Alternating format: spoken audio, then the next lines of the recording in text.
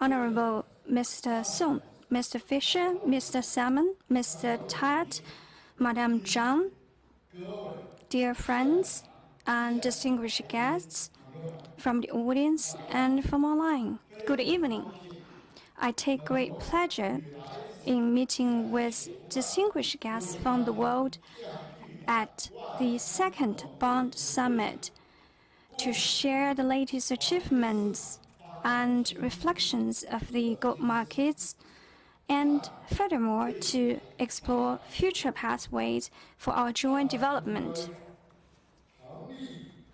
Shanghai Gold Exchange was established in October 2002.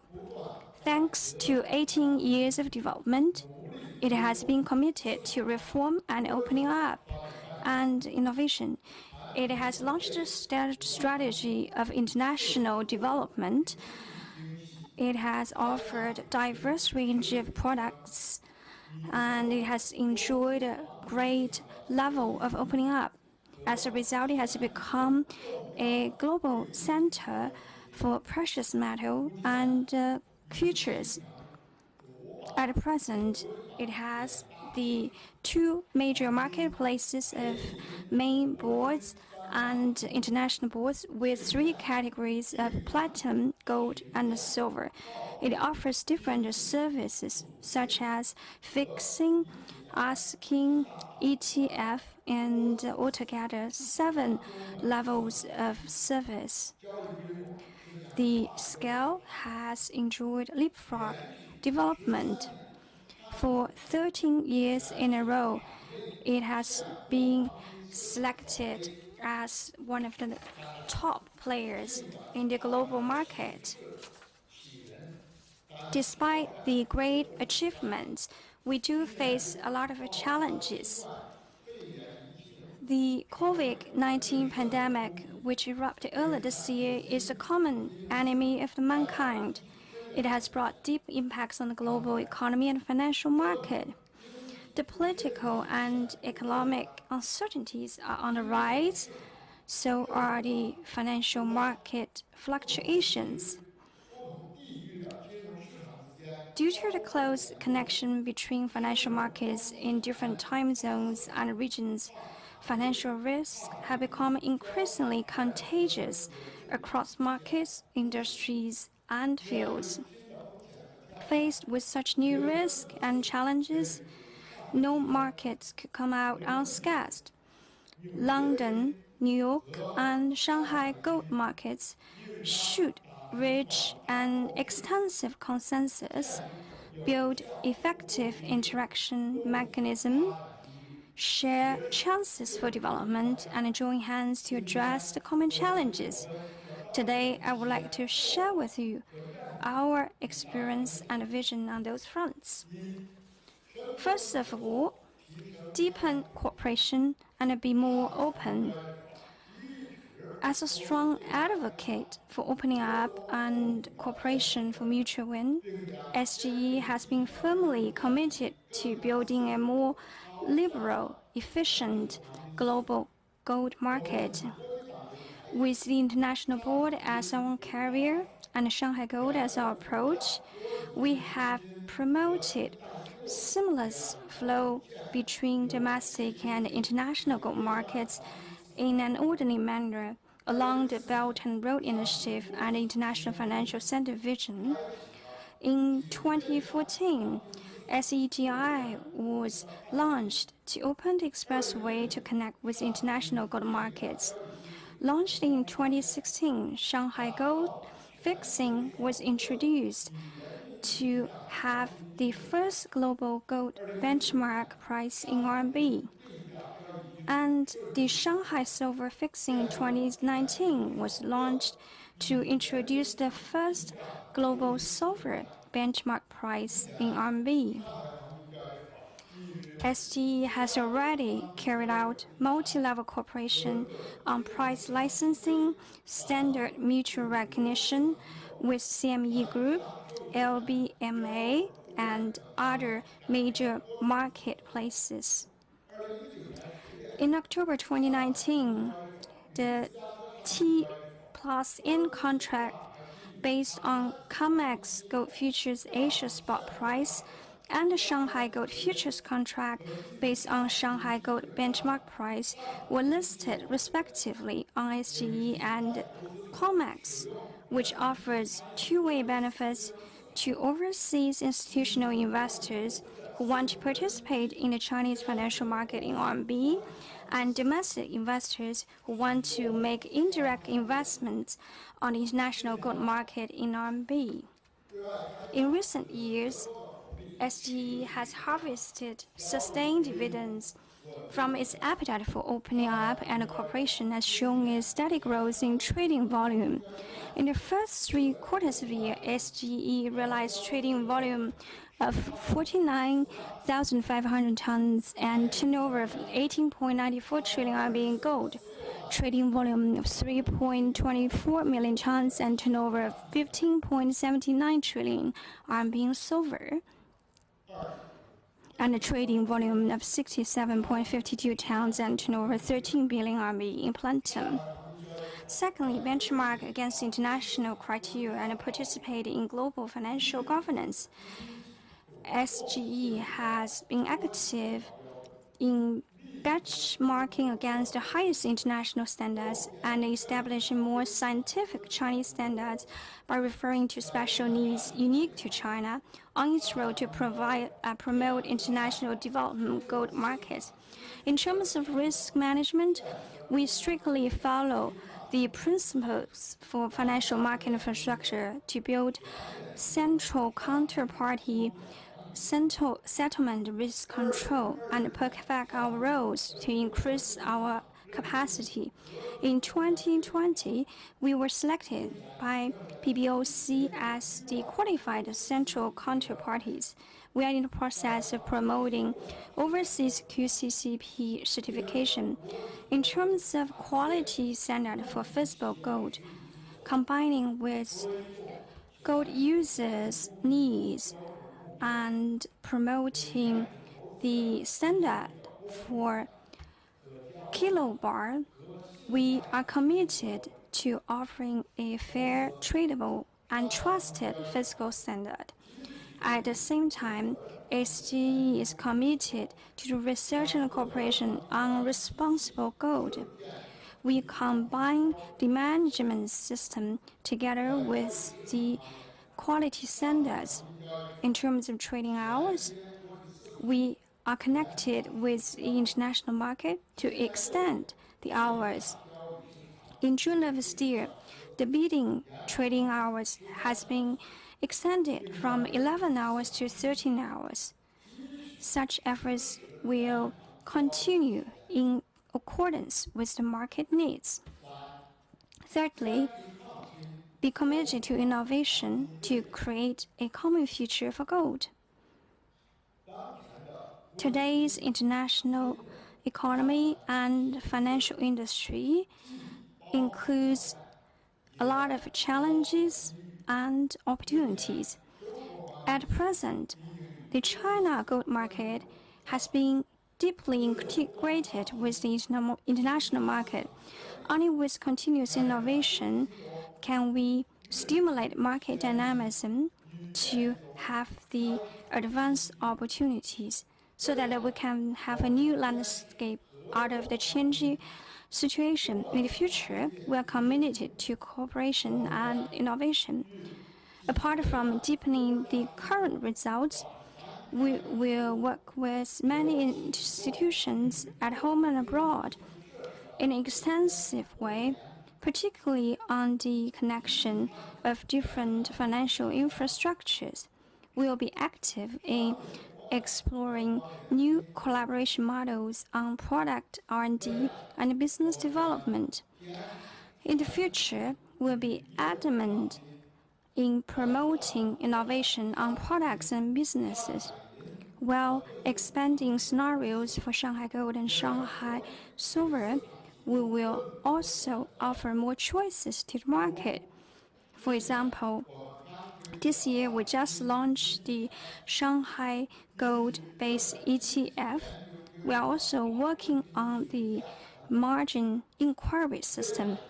In the future, we will continue our efforts in technology innovation to support the development of technology in the gold industry. We will continue the construction of system. We will embrace frontline digital technology in order to empower the gold market with digitalization and smart development. As long as we are together in one heart, we could turn stone into gold. Today's global gold market is a situation where I'm in you and you are in me. Faced with new situations, trends, and challenges, we must continue to enhance mutual exchanges to promote cooperation and in turn realize a mutual win. We are in the same boat for harmony and prosperity. Let's contribute our wisdom and strengths to build a community of common destiny for the gold market. Thank you very much. LBMA is taking up a very important role in over-the-counter gold market. The next speaker is Mr. Paul Fisher, Chairman of LBMA. He is also a non-executive director of Debt Management Office of the UK and a senior advisor of the Cambridge Institute for Sustainability Leadership. He has very rich experience in financial theory and actual practice. Mr. Fisher, you have the floor.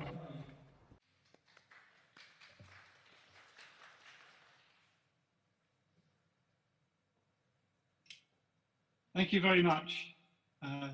And thank you very much to Chairman Jiao for a very interesting speech.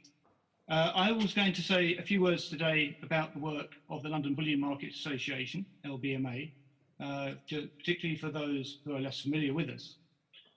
The LBMA is the world's only independent authority for precious metals. We were set up in 1987 when the Bank of England gave up some of its historical role in the London gold market. But the LBMA has progressed to be a truly international body with a very international board and interests. Our job is to ensure business integrity by advancing standards, and I shall say a little bit about what those standards are, across the market as a whole. And we also help the market to provide credible solutions in those circumstances where individual market participants cannot do so on their own, where there needs to be some coordinating role. We have three standards that we support currently, which are particularly important. The one that's been traditionally the work of the LBMA is the London Good Delivery List, which sets the standards for physical metal, in particular 400-ounce bullion bars, but we also take an interest in other formats.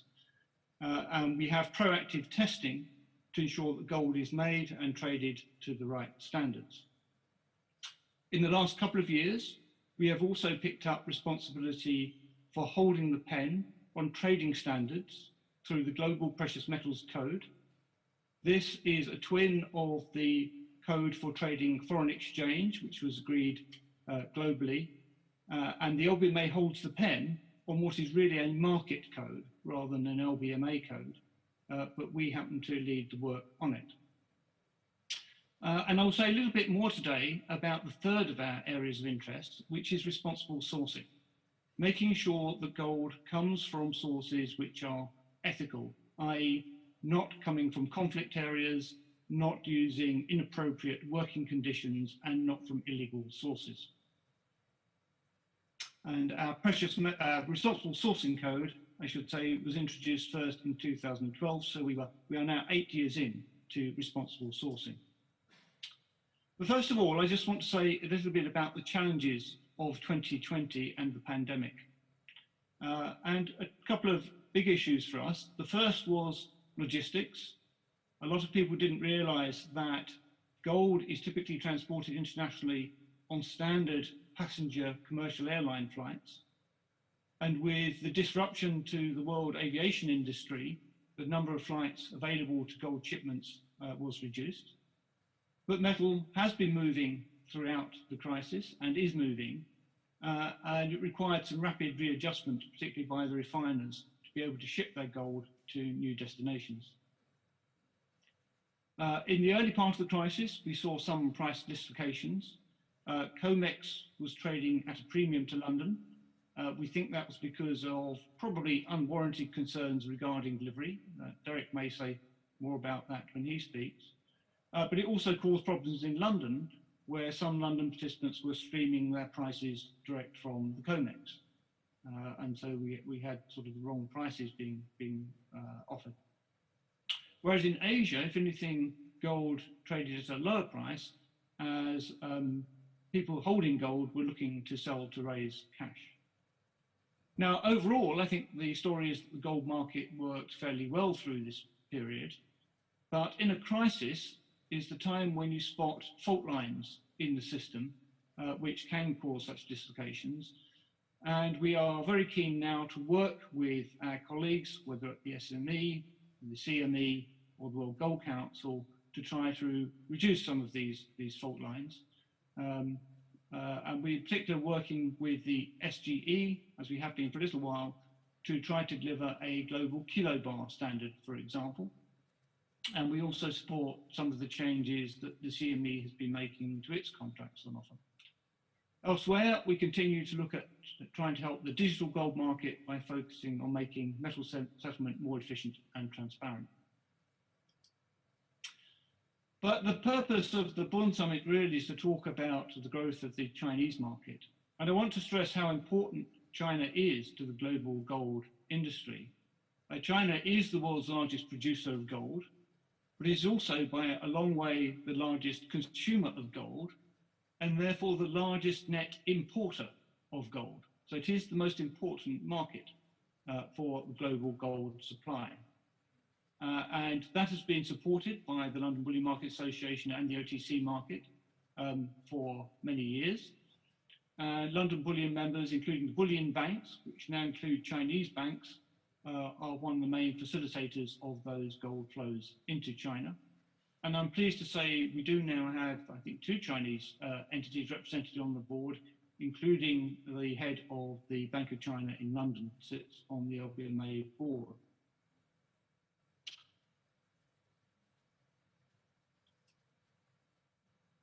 We have been trying to make sure that standards remain global, and to that end, the LBMA Good Delivery list now has 30 Chinese good delivery refiners accredited. Of course, they don't actually deliver gold into London because it's all needed in China, but we have assessed that they meet the same standards as the international good delivery refiners, and their gold will be accepted internationally were it to be offered. And that means that the LBMA Good Delivery list is widely recognized in China and trusted as the world's standard for trading bullion bars. But we have growing close cooperation with China. The LBMA gold price, which is the benchmark set in London, is supported these days by 3 Chinese banks who participate through the independent benchmark administrator, which meets industry best standards on governance. We share a number of mutual members with the SGE, who are our partner of choice in China. And we have 12 Chinese companies separate from the refiners as full members of the LBMA. We would welcome more Chinese participation in setting the gold price, of course, and those participants have to be members or affiliates of the LBMA. LBMA members also participate in the SGE gold benchmark price setting. Now, I'd like to turn to responsible sourcing. This has been a big focus for us recently, largely because of independent individual stories about particular refiners, but this has been an ongoing issue for us about which we are ramping up our efforts in a number of areas. We are focused on improving transparency in the gold market through increased disclosure. We are focused on improving the work of the auditors who are fundamental to the good delivery and responsible sourcing program. We are increasingly trying to advance standards and tighten best practice. And we are trying to tackle two difficult issues for gold. We want the gold market, the legitimate gold market, to maintain its standards, but also to cover as much of the market as possible. Gold, which is not going through the legitimate market, the LBMA market, if you like, is going somewhere else into an illegitimate market. And whilst maintaining standards, we want to push down on that illegitimate component. That means trying to create a responsible demand for artisanal mining. These are small-scale individual producers. We estimate that over 40 million people worldwide depend for their livelihoods on artisanal mining, but at the moment, very little of that goes through the legitimate market. And we need collectively to try to shift that. And we also need to look hard at recycled gold. Because of environmental challenges and climate change, we need to boost the recycled gold market as much as we can. But one always needs to be careful about the provenance of recycled gold, so it becomes a responsible sourcing issue. This year, we have published our first responsible sourcing report. We intend to make this an annual report alongside the LBMA's market review. It included this year for the first time data on country of origin collected from LBMA members for 2019 and 18.